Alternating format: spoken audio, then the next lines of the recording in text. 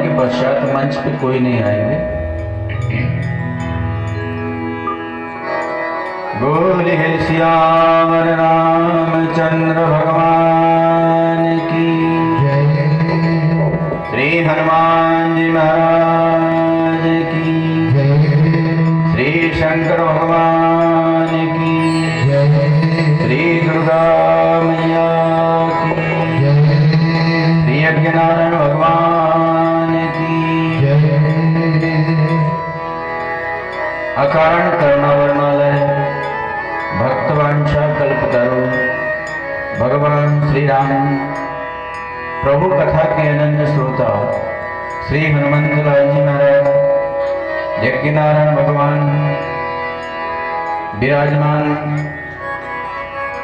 जगदम्बा पराम्बा मातु नैना देवी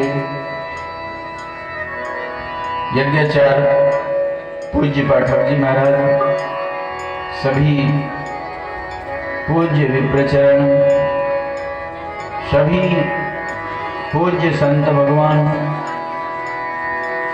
यजमान जी संगीत का सुदूर ग्रामों से पधारे श्री राम कथा प्रेमी धर्म प्रेमी सज्जनों माताओं बहनों प्यारे बच्चों आइए सर्वप्रथम श्री राम का ध्यान करें 2 मिनट के लिए। इसके पश्चात श्री राम कथा गंगा में हम गोता लगाएंगे।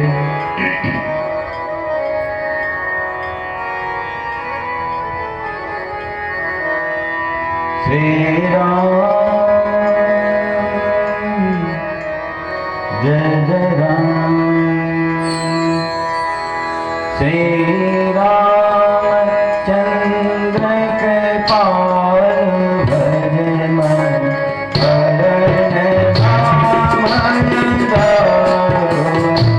श्री रामचंद्र के पाल भज मन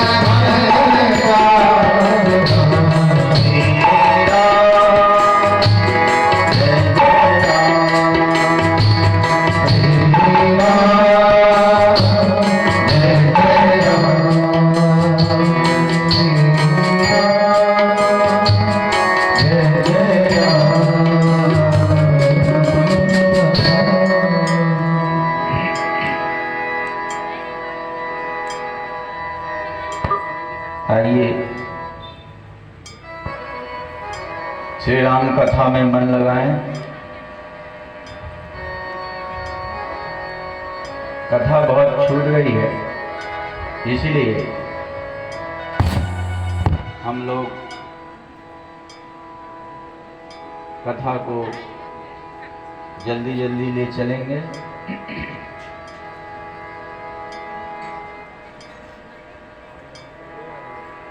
भगवान श्री राम पंचवटी में विराजमान। जब तक श्री राम चित्रकूट में थे तब तक कोई समस्या, कोई संकट, कोई राक्षस नहीं आया। और जैसे ही वो पंचवटी में गए, वहां उनके जीवन में अनेक राक्षस आ गए।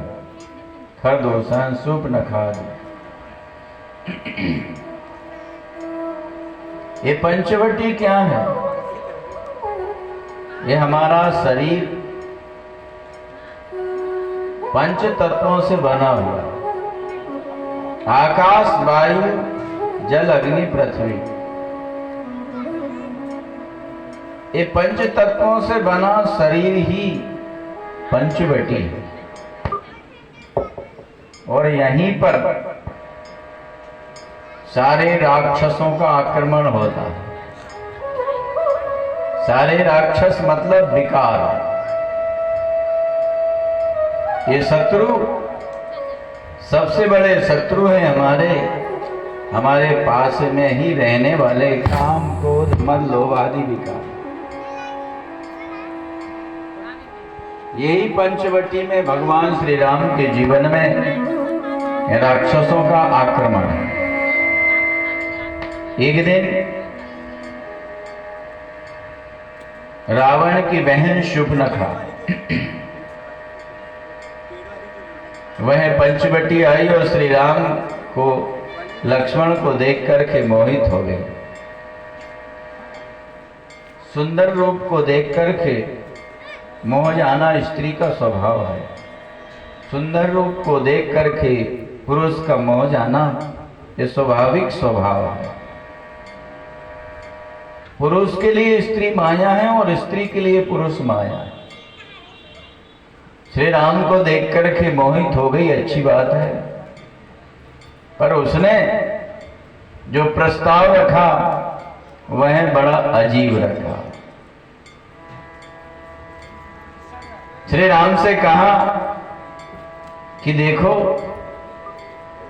तुम सम पुरुषेण मौसम नारी। तुम सम पुरुषेण मौसम नारी। तुम सम पुरुषेण मौसम नारी। तुम सम पुरुषेण संजोग विधि रचा विचारी। संजोग विधि रचा हमें अनुरूप पुरुष जगनानी। हमें अनुरूप पुरुष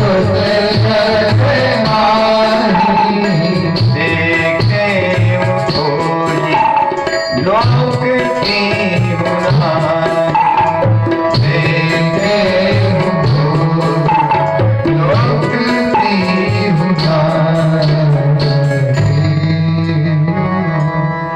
मेरे समान ना तो कोई स्त्री है संसार में, ना आपके समान कोई पुरुष है। तो हमारा तुम्हारा जो विवाह का संबंध है विधाता ने विचार करके रचा है। ब्रह्मा सुन रहे थे, हे भगवान, ये शूर्पणखा क्या कह रही? मैंने तो राम जी के साथ सीता जी का विवाह संबंध जोड़ा है, लिखा है। इस शूर्पणखा कैसे कह रही है? आपके समान भी कोई पुरुष नहीं है, यही मत समझना कि आप ही सुंदर हो, मैं भी बहुत सुंदरी, विश्व सुंदरी, मेरे समान कोई सुंदरी नहीं है। अच्छा अच्छा, तो विवाह का प्रस्ताव रखा। बोले मेरे समान आज तक कोई पुरुष नहीं मिला, इसलिए अभी तक मैं कुंवारी हूं। ये झूठ बोल रही राम जी से। राक्षसी थी, बनकर के सुंदरी आई थी। अब भगवान कौन सी सुंदरता पर प्रसन्न होते हैं? क्या शरीर के सुंदरता से भगवान रीझते हैं? नहीं नहीं, मन की सुंदरता पर रीझते हैं। हमारा हृदय कितना सुंदर है वह भगवान देखते हैं, हमारा मुख कितना सुंदर है यही नहीं देखते। दिल की सुंदरता पर प्रसन्न होते हैं। इसलिए शरीर से कुरूप रहने वाली सबरी को भामनी कहा भगवान श्री राम ने। आपको पता है भामनी किसको कहा जाता है? जो परम सुंदरी हो उसको भामनी कहा जाता है।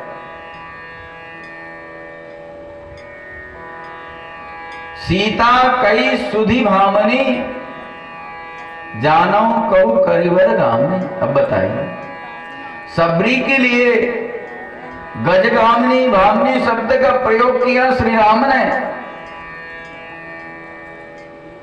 जबकि सबरी लाखों वर्ष की उम्र की थी, शरीर उसका कुरूप था, जटाएं बन गई थी, पलकें झुक गई थी, वृद्ध हो गई थी सबरी। उस सबरी को श्री राम ने सबरी गजगामनी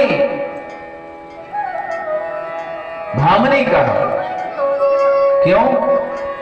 क्योंकि सबरी हृदय से सुंदर थी, उसके जीवन में भगवान की भक्ति थी। इसीलिए भगवान हृदय की सुंदरता देखते हैं,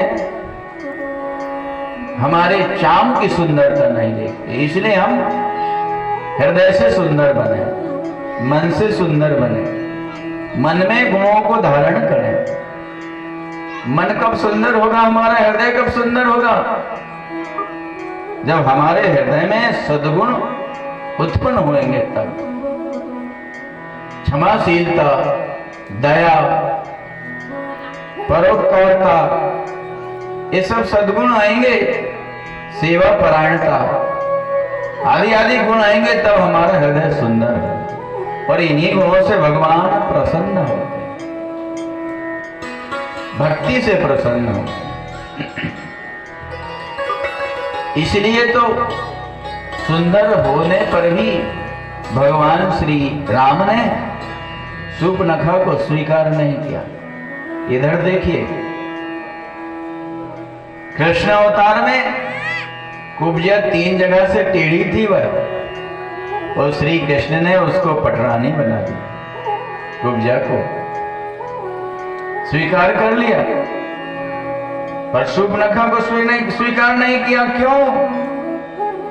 वह थी राक्षसी और सुंदर बनकर आई थी।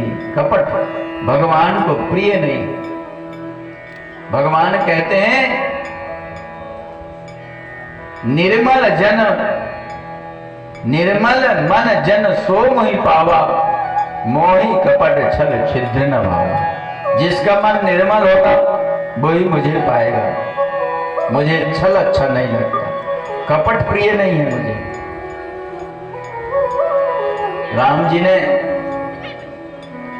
सीता की ओर देखकर उससे कहा कि देवी, मेरा तो विवाह हो चुका है, ये मेरी धर्म पत्नी है। यदि तुमको विवाह करना है तो मेरा लक्ष्मण कुमारा है। क्या लक्ष्मण कुमार थे? लक्ष्मण का विवाह हो चुका था, फिर राम जी ने कुमार कैसे कहा? देखो, 16 वर्ष के राजकुमार को कुमार कहा जाता है, और विवाह होने पर भी यदि पत्नी साथ में ना हो तो 16 वर्ष की उम्र को कुमार कहा जाता है।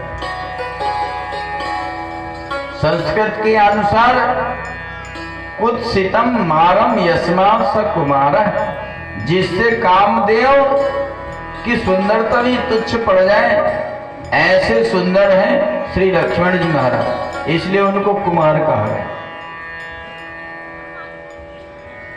लक्ष्मण जी कुमार है, उनके पास जाओ। सीता जी को क्यों देखा राम जी ने? इसलिए शूर्पणखा से कहा कि तुमने अपने आप को सुंदर कहा, क्या इनको देखने के पश्चात सुंदर कहा? क्यों? क्योंकि मैं तो इनके संबंध से ही सुंदरता को देखता हूं। जो भक्तिमान है वही मेरे लिए सुंदर है। लक्ष्मण के पास गई, लक्ष्मण से विवाह का प्रस्ताव रखा। कहा कि देवी, मेरे वो प्रभु है, मैं उनका दास हूं, तुम नौकरानी बनना पसंद करोगी? हैं? तुम रानी बनना पसंद करोगे कि नौकरानी बनना पसंद करोगे? बोले मैं तो रानी बनूंगी, मैं उनका नौकर हूं, तो तुम रानी कैसे बन सकती हो? अरे उनकी तो शादी हो चुकी है, वो तो सामर्थ्यवान है, एक क्या हजारों रख सकते हैं। श्री कृष्ण ने 16,108 विवाह किए कि नहीं? सामर्थ्यवान है। और देवी, सेवक यदि सुख चाहे उसे नहीं मिल सकता, भिखारी सम्मान चाहे उसे नहीं मिल सकता, व्यसनी धन एकत्रित करना चाहे असंभव है, व्यभिचारी सुभगति चाहे नहीं मिल सकता, लोभी व्यक्ति यश चाहे नहीं मिल सकता। ये सभी प्राणी आकाश को दूह करके दूध चाहते हैं, ऐसा नहीं हो सकता। इसलिए मैं सेवक हूं, तुमको सेवकी नहीं बनना पड़ेगा, सुख नहीं मिलेगा, पराधीन रहना पड़ेगा। अब तो उधर से गुस्सा होकर के आई राम जी के पास, राम जी ने अपने लक्ष्मण के पास सीता जी को खाने के लिए दौड़ी, इसी की वजह से मेरा अपमान हो रहा है। अब तो इशारा किया, लक्ष्मण ने तलवार निकाली और उसके नाक और कान काट दिए। बोलिए श्री रामचंद्र भगवान की जय। नाक कान ही क्यों काटे? बोले ये निर्लज्ज हो गई है, अपना विवाह स्वयं प्रस्ताव लेकर के घूम रही है संसार। नारी निर्लज्ज हो जाए तो नाक कान विहीन हो जाती है। नाक प्रतिष्ठा होती है, कान श्रुति कहते हैं, लोक परलोक से विहीन हो जाती है, प्रतिष्ठा नष्ट हो जाती है। हमारे आदि व्यक्ति का जीवन ऐसे ही होता है। वह भयभीत होकर के खरदूषण के पास गई। खरदूषण ने 14,000 सेना लेकर के, रेतियों की सेना लेकर के चढ़ाई कर दी। श्री राम को देखा, उन्होंने मारना नहीं चाहा कि अपनी पत्नी कहाँ छुपा रखा, दे दो। भगवान श्री राम के साथ युद्ध हुआ, ऐसा बाण चलाया श्री राम ने, एक दूसरे को राम रूप देख करके और एक दूसरे को आपस में कट मर गए। उन्होंने वरदान मांगा था, हम किसी के मारे नहीं मरे, हाँ हम मरे तो आपस में ही मरे। तो श्री राम ने ऐसा सम्मोहन अस्त्र चलाया कि एक दूसरे को देख करके कट मर गए।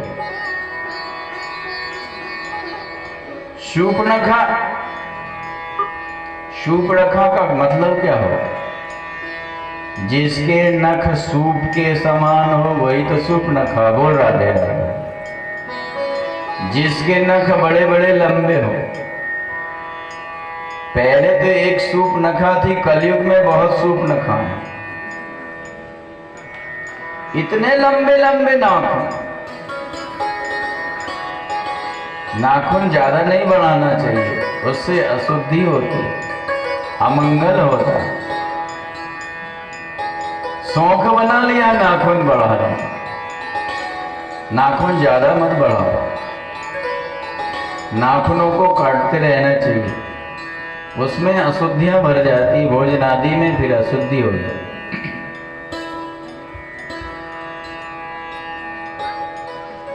तो सूर्पनखा गई रावण के पास और रोते रोते उसने कहा कि राजन, तुम नीति नहीं जानते हो, तुम्हारे सिर पर शत्रु आ खड़ा हुआ है। उसने इतना बड़ा ज्ञान बताया रावण को।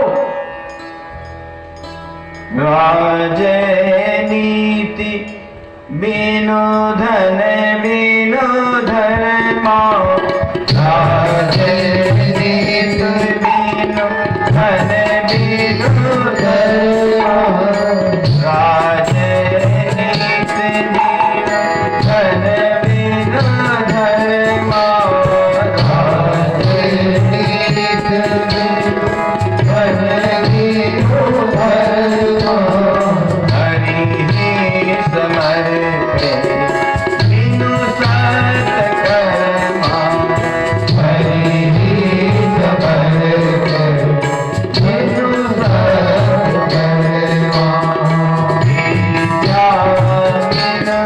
विवेक उपजाए,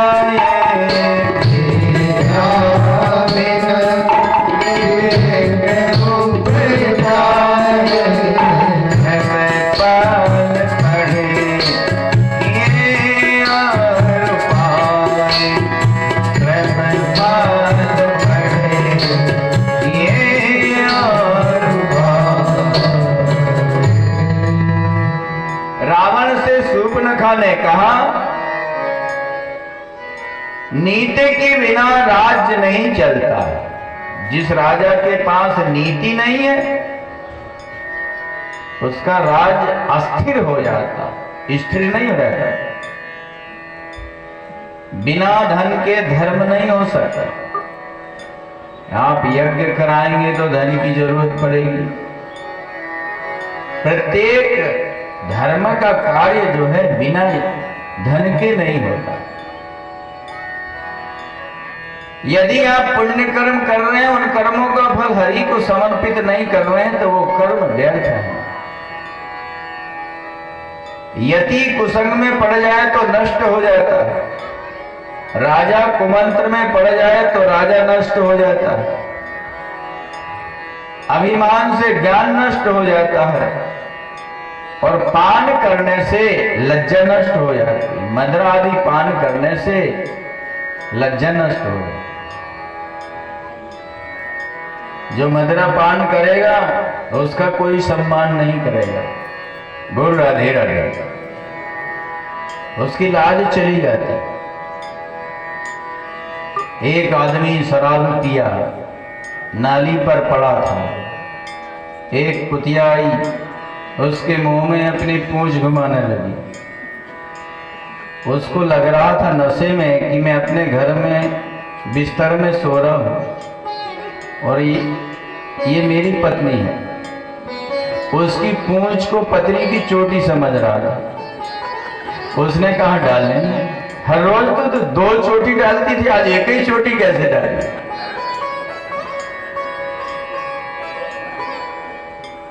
पान करने से लज्जा नष्ट हो जाती है।